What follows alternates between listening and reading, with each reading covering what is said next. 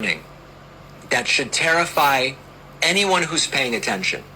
Donald Trump seems to be setting up to manufacture a crisis to then justify taking emergency powers. This is not paranoia.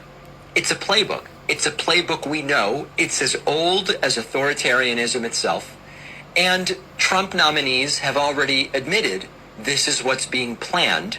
They've admitted it in small parts. Now, history is full of examples in the United States, globally, where strongmen leaders have exploited or outright fabricated emergencies to consolidate power. With Trump's return and his latest plan for the mass deportations, we have to acknowledge the writing is on the wall. I want to start with Trump and his incoming border czar, Tom Homan. Homan has already hinted at one such crisis. We've talked about this before.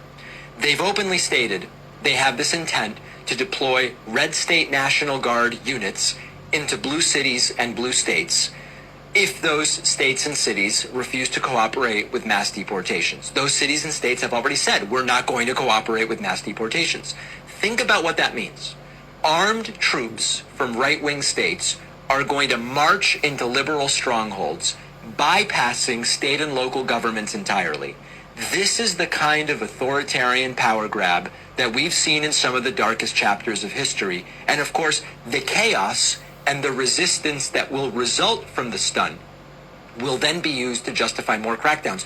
Look at how crazy things got when the, West Virginia National Guard went into New Jersey. We've seen this sort of thing in our own recent history.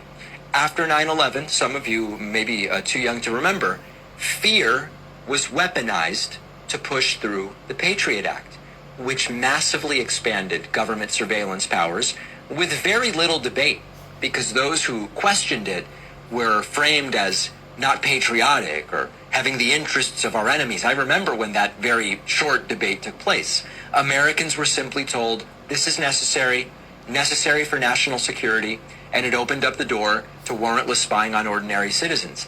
That's the sort of crisis-based policymaking which shows just how quickly you can exploit fear to dismantle rights under the guise of safety. Now imagine a Trump-led government amplifying a crisis, not just to pass laws, but to seize power outright.